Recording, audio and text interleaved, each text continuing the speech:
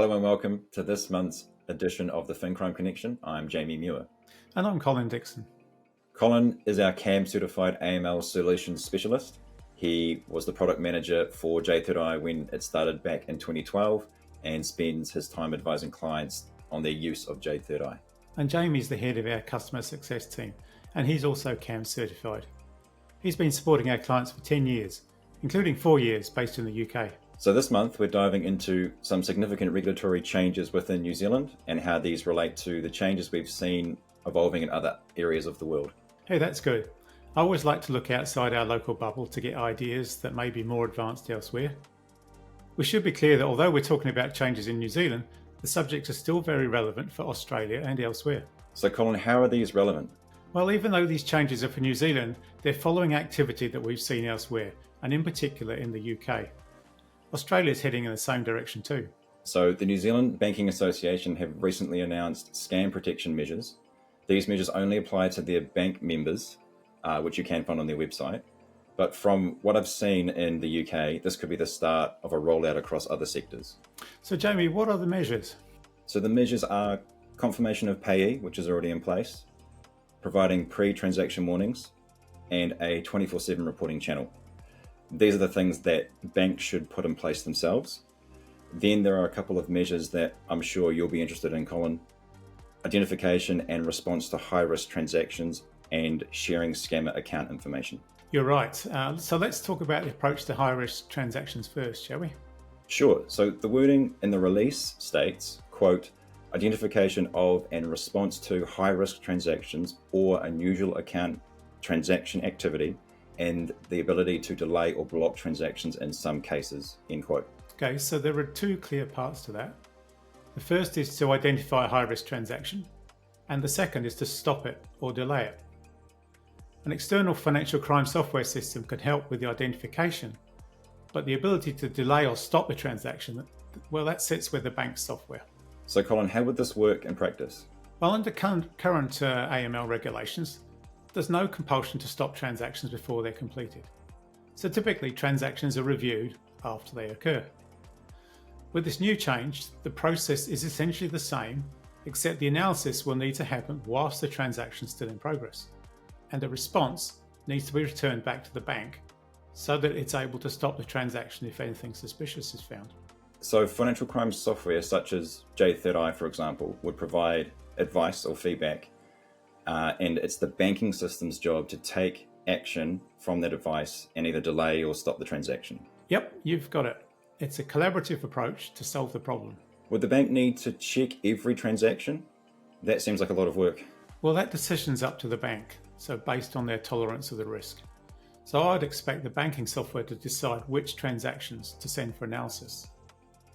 Current regulations are about protecting customers from scams and then reimbursing them. So I'd expect to see a threshold below which the bank could tolerate a loss and therefore not need to analyse every transaction. Okay, but there may be other high-risk factors that could lower that threshold as well, such as an international payment? Yep, you're quite right there. My advice is usually to start out simple and refine your approach when you've gathered more evidence and have a deeper understanding of the problems that you face. Okay, so let's look at the other measure, which states, quote, sharing scammer account information with other banks to help prevent criminal activity and freezing funds where appropriate, end quote. It's not clear how banks have to share the data, but it's a starting place. I assume that could be done without system support. But it sounds very much like part of what CIFAS in the UK does, which extends way beyond just the banking sector. Yeah, that's right. So CIFAS enables members to report information about fraud and to let members access that information. So holding information on accounts used for scamming is a part of that data, but it holds much richer information too, such as the people involved in the fraud, emails and phone numbers used, as well as details of victims of fraud. The CIFAS-like system here would help collaboration between banks and could be extended to all other sectors. So going back to the point around analysing if a transaction is suspicious, this is information that could be accessed during that assessment. Yeah, exactly.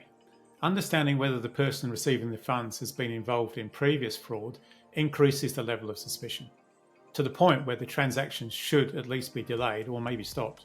And this seems like it's happening reasonably quickly. It comes into play the 30th of November this year. That seems like a short time to implement what could be a significant system change. Yeah, you're quite right there. It's not far away. In particular, changes to detect suspicious activity and to delay or stop it could involve quite significant system changes. So my advice is to start now and work out what you need to do to meet the minimum requirements by November the 30th. But don't stop there. Take that as a phase one and then look at how you're going to improve your position. That's great, Colin. And just to be clear, these regulations just apply to the banks that are members of the New Zealand Banking Association, but they could well be an indicator of how regulations will progress across other sectors. So continuing on with the theme of keeping up with what's going on in the UK, I've recently been listening to podcasts from the UK FIU. That sounds interesting. How relevant are they to Australia and New Zealand? And are they available on their website? Well, while they focus on the UK, the insights on money laundering, fraud and SARS, they're all relevant for anyone working in financial crime prevention. And so it's well worth a listen.